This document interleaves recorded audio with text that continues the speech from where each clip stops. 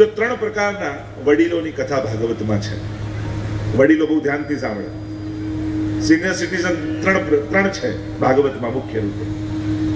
એક છે ધૃતરાષ્ટ્ર, બીજા છે ભીષ્મજી અને ત્રીજા છે નંદ બાબા. ધૃતરાષ્ટ્રના ચિત્તમાં મારું અને તારું જ છે. મામકાહ પાંડવાશ્ચૈવ કિમ અકુર્વત સંજય. આ મારા અને તારા પાંડવરા શું કરી રહ્યા છે? અને જે અમુક ઉંમર પછી પણ જો મારા તારામાં પડે ને તો યુદ્ધ સિવાયના જીવનમાં બીજું કાંઈ ન મળે. ક્લેશ અને ઉદ્વેગ સિવાય, સ્વજનોને ગુમાવ્યા સિવાય એના જીવનમાં બીજું કાંઈ. બીજા છે ભીષ્મજી.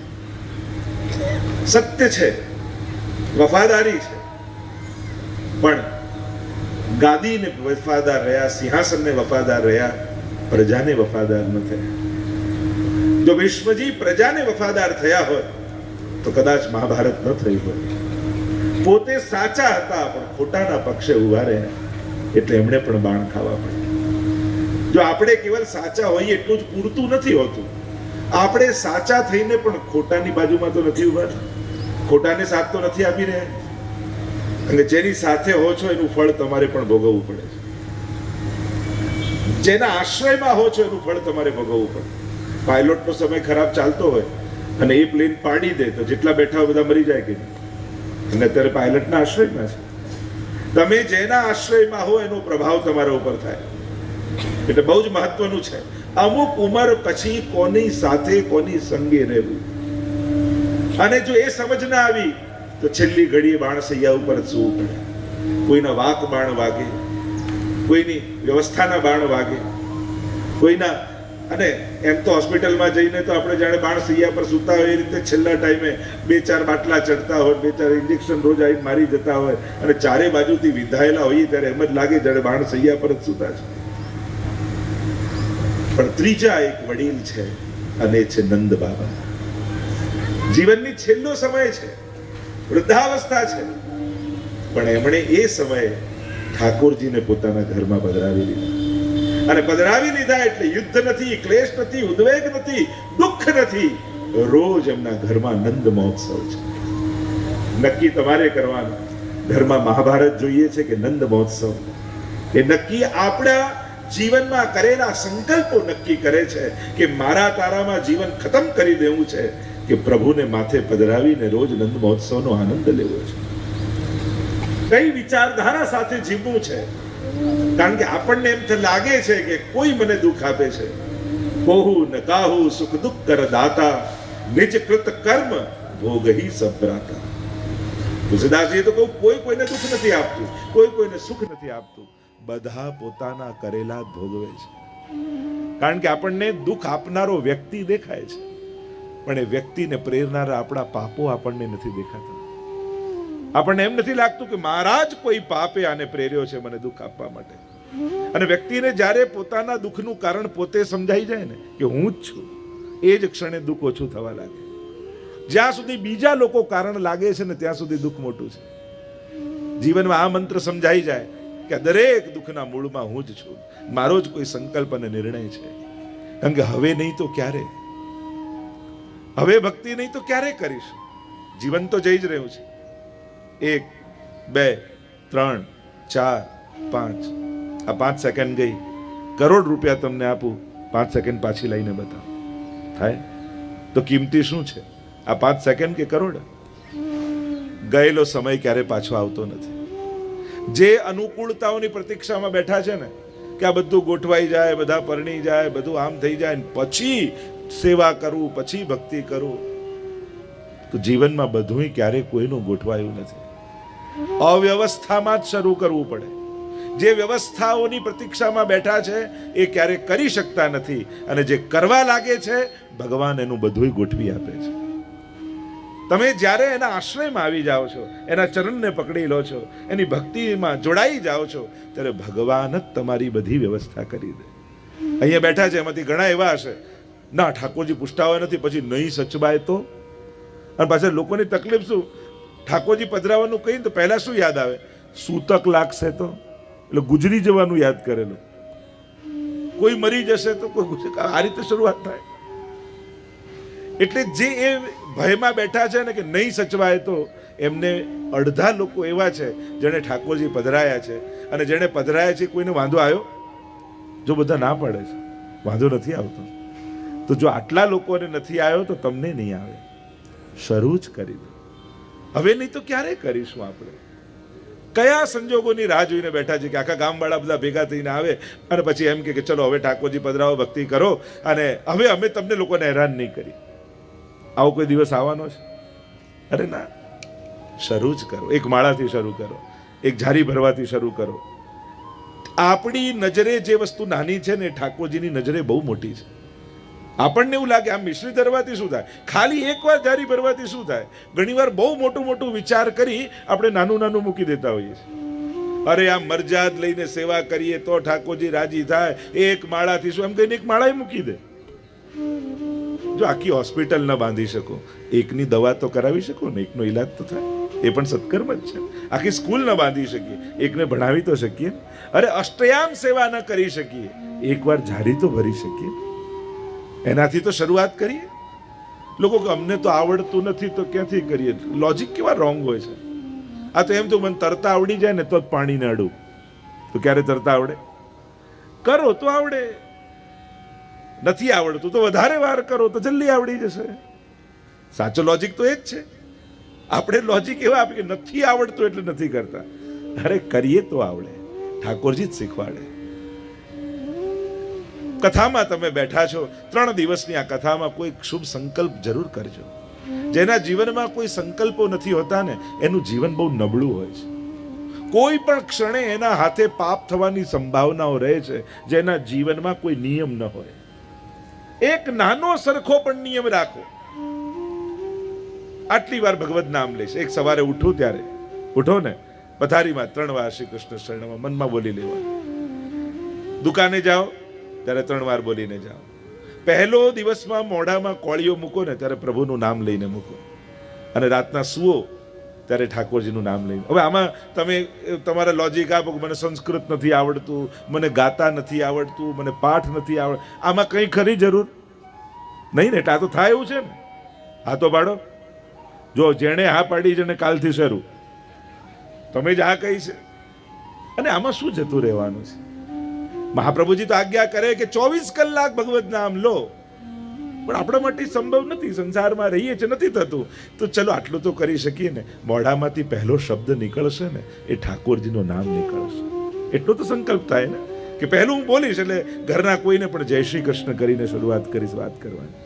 બધું પ્રભુને ધરીને લેવું જોઈએ. હવે આપણા માટે સંભવ નથી. ચલો પહેલી વસ્તુ મોઢામાં જે મૂકીશ ને એ ઠાકોરજીની ધરેલી વસ્તુ મૂકીશ, પ્રભુનો પ્રસાદ મોઢામાં મૂકીશ. આટલું તો થઈ શકે. આંખ મારી ઉઘડે શ્રીજી બાબા દેખું, ધન્ય મારું જીવન કૃપાએ નિદે. આંખ ઉઘડે ને પહેલા દર્શન શ્રીનાથજીને થાય. આપણા ગોપાલલાલજીનું ચિત્ર દરેકના ઘરે બિરાજતું હોય, અને જાગતાની સાથે નિયમ લો પહેલા ગોપાલલાલજીના દર્શન કરો. અને જેના આંખોમાં ગોપાલલાલ વસ્યા છે એનું અમંગલ કોણ કરી શકવાનું? મંગલનો નિધિ પરમાત્મા છે. આપણા જીવનમાં અમંગલ આપણે જ નોતરતા હોઈએ. જો શર્ટનું પહેલું બટન ખોટું લાગે ને તો બાકી બધા બટન ખોટા લાગે. તો પહેલું બરાબર લાગે ને તો આપમેળે બધા બરાબર લાગે. એમ જેમ જેના દિવસની શરૂઆત ખોટી થાય ને પછી બધું ખોટું જ થતું જાય. શરૂઆત સારી કરવી. શાસ્ત્ર એમ કહે છે સારી શરૂઆત એ સફળતાની નિશાની છે. જેનો આરંભ સુંદર હોય ને એનો અંત પણ સારો હોય. દિવસની શરૂઆત ભગવત નામથી. કોણ જાણે? ખબર નથી સાંજમાં હોઈશું કે પણ નહીં, કોને ખબર? એટલે હું તો કહું, મંગળા દર્શન કરવા આવો ને, મંગળાના દર્શન એટલે ઠાકોરજીના આશીર્વાદ લેવાનો સમય કે પ્રભુ આપ રાજી થાઓ ને એવો મારો દિવસ છે, એવી કૃપા કરો. આજે મારાથી એવું કાંઈ ન થાય કે જેથી કાલે આપની જોડે આંખ મિલાવતા મને શરમ આવે, હું આપની સામે આવીને ઊભો ન રહી શકું, એવું કાંઈ મારાથી ન બની જાય.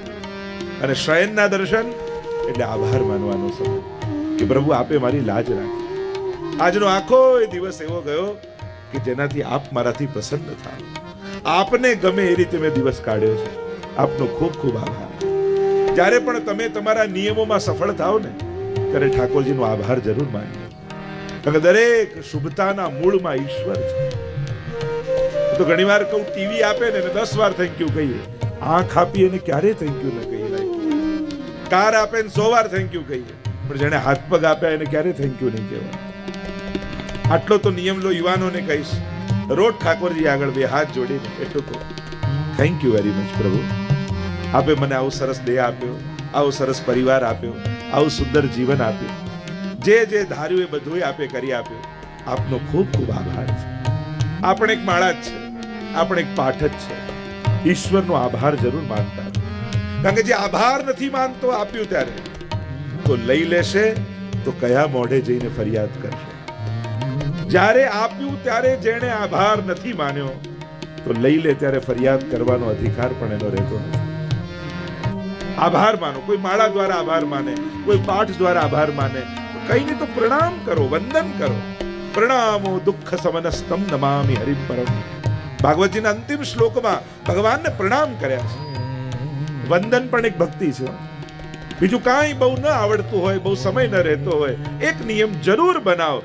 ઘરનો એક ખૂણો જ્યાં ભગવાન બિરાજે છે. અને દરેકના ઘરમાં એક ખૂણો હોવો જોઈએ. દરેક માટે વ્યવસ્થા હોય. એવો જગ્યા જ્યાં રસોઈ ઘર હોય, દેખો તમને ભોજન યાદ આવે. બેડરૂમ જુઓ તમને સુવાનું યાદ આવે. ટીવી રૂમ જુઓ તો ટીવી જોવાનું યાદ આવે. તો ઘરમાં કોઈ એક ખૂણો એવો નહીં કે જ્યાં જતી વખતે ભગવાન યાદ આવે. કોઈ એવું સ્થાન નહીં આપણા ઘરમાં. અરે જેણે આટલું મોટું ઘર આપ્યું એને 2x2 નું ખાનું આપણે ના આપી શકીએ, અને આપણી જાતને આપણે વૈષ્ણવ કહીએ.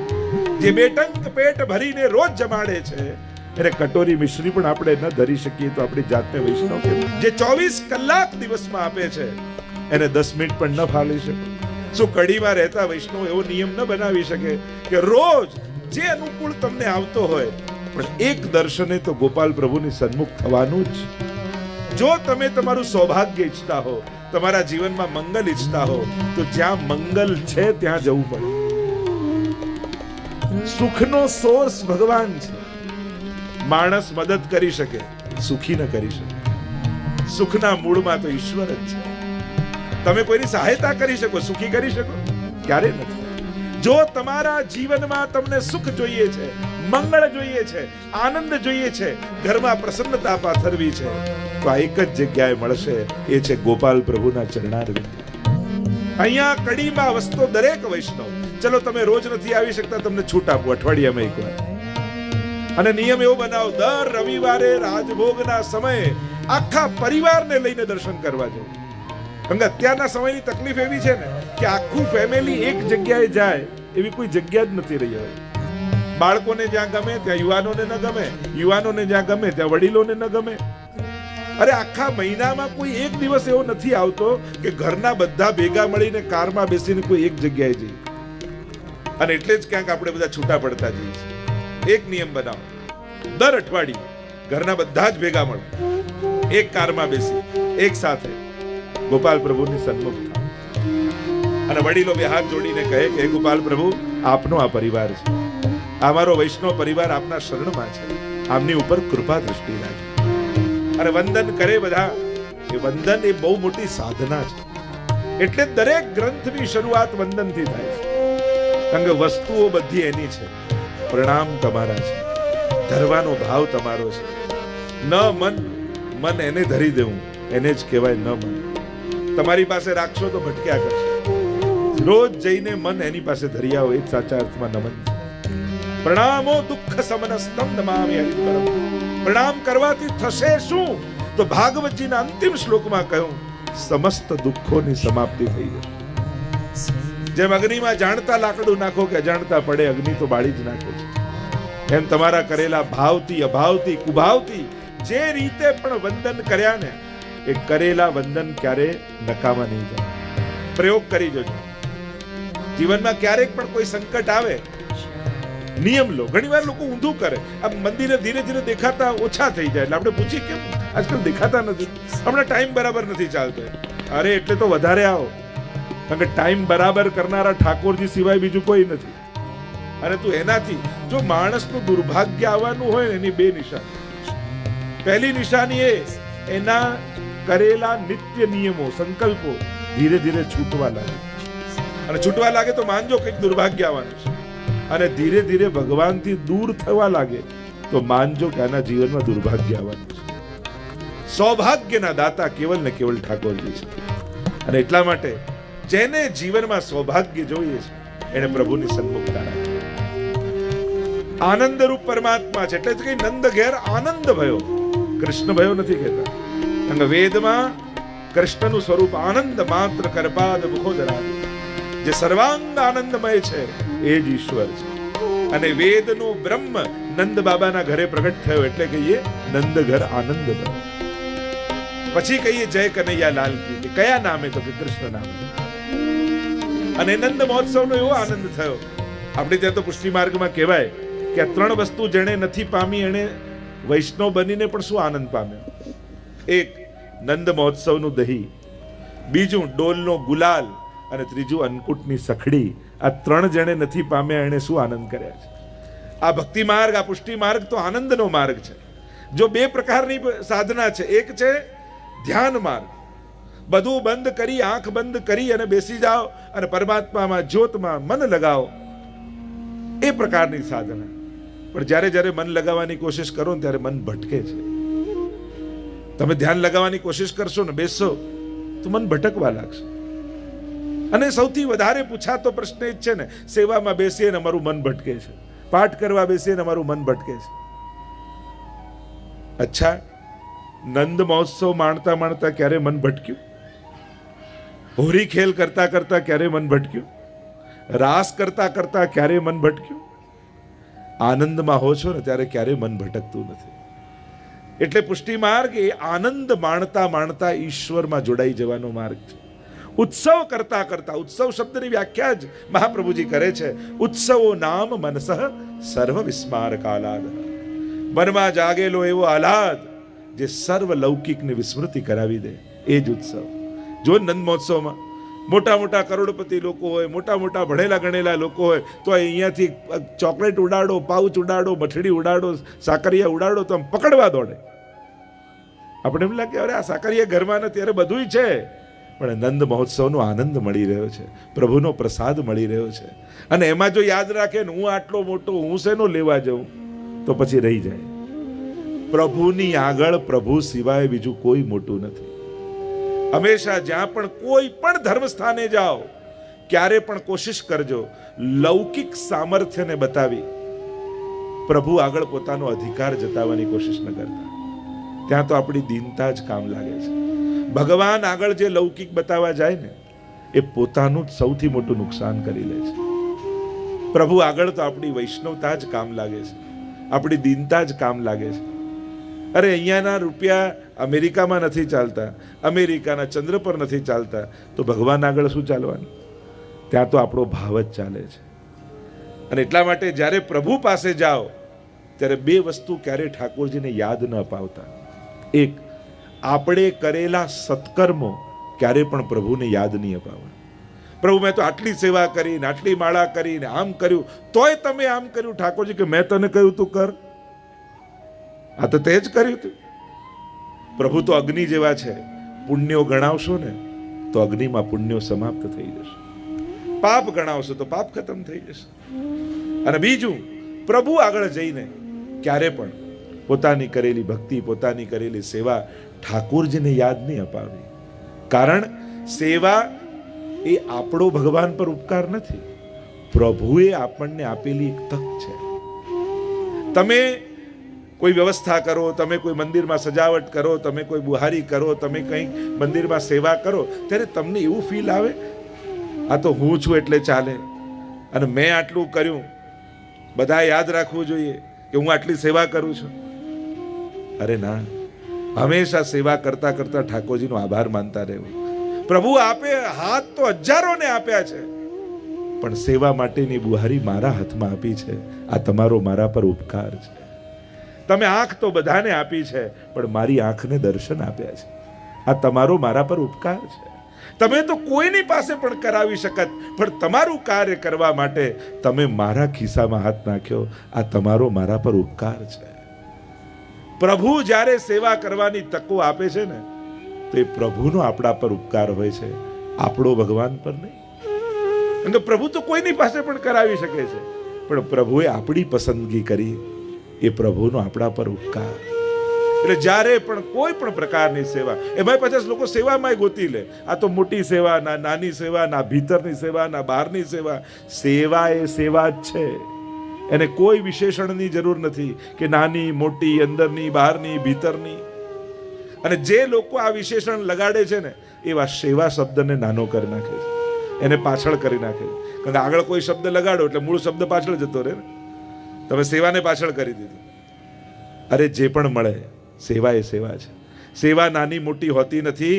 સેવા કરનારો એ નાની સેવાને પણ મોટી બનાવી દેતો હોય છે. અરે બુહારી કરવા મળી તો બુહારી એટલા પ્રેમથી કરો કે લોકો ચોખ્ખાઈ જોઈને પૂછે કે આ બુહારી કાઢી કોને. તમારી સેવા જોઈને લોકો સેવકને શોધે. તમારી સેવા એ સેવાના સ્વરૂપને મોટું કરી નાખે, એ રીતે સેવા કરો. તો આ કૃષ્ણ ચરિત્ર એ તો ઉત્સવનો માર્ગ છે. કૃષ્ણની ભક્તિ આનંદનો માર્ગ છે. અહીંયા ઉદાસીનતા છે જ નહીં, અહીંયા તો નિત્ય નવીન ઉત્સવ છે. અને ઉત્સવ કરતા કરતા મનુષ્ય પોતાના સમગ્ર લૌકિકની વિસ્મૃતિ કરાવી અને ભગવાનમાં આસક્તિ પ્રગટાવી લે. એ જ તો દસમ સ્કંદની નિરોધ લીલા છે. દશવિધ લીલાઓ ભાગવતમાં છે. અત્ર સર્ગો વિસર્ગશ્ચ સ્થાનમ પોષણ મૂતય મનવંતરેશાનો કથા નિરોધો મુક્તિરાશ્રય. સર્ગ લીલાથી તૃતીય સ્કંદની કથા શરૂ થાય અને આશ્રય લીલા 12મા સ્કંદમાં સમાપ્ત થાય. અને ક્રમ પ્રમાણે દશમ સ્કંદ એ નિરોધ લીલા. અને એની વ્યાખ્યા મહાપ્રભુજીએ કરી, પ્રપંચ વિસ્મૃતિ પૂર્વક ભગવદ આસક્તિ નિરોધ. દશમ સ્કંદની લીલામાં ભગવાન કરશે શું? આ કૃષ્ણ ચરિત્રનું પ્રયોજન શું? આ બધું કરવાનું કારણ શું? તો મહાપ્રભુજી કહે છે એક જ કારણ છે. ભગવાન વ્રજ ભક્તોની લૌકિક આસક્તિઓ સમાપ્ત કરી દેશે અને સ્વયંમાં અનન્ય આસક્તિ પ્રગટાવશે. 3 કાર્ય ઠાકોરજી ચરિત્રમાં કર્યા દશમ સ્કંદમાં. 1, દેવોનું દમન કર્યું, અસુરોનું મર્દન કર્યું અને ભક્તોનો નિરોધ કર્યો. આ 3 દશમ સ્કંદના મુખ્ય કાર્યો પ્રભુના. દેવ દમન કર્યું, જે દેવો પોતાને ભગવાન માનવા લાગ્યા હતા, બ્રહ્મા, ઇન્દ્ર આદિ દેવો, દમન કરીને બતાવ્યું કે તમે દેવતા સ્થાને છો અને હું તમને સામર્થ્ય આપું છું. અસુરોનું મર્દન કર્યું. આ જે અસુરો આવશે એ અસુરો કોઈ વ્યક્તિઓ નથી, આ ભક્તોની ભીતર રહેલી વૃત્તિઓના નામ છે. એટલે કહ્યું દેહાધ્યાસ, પ્રાણાધ્યાસ, ઇન્દ્રિયાધ્યાસ, અંતઃકરણાધ્યાસ. 5 પ્રકારના અધ્યાસ કયા.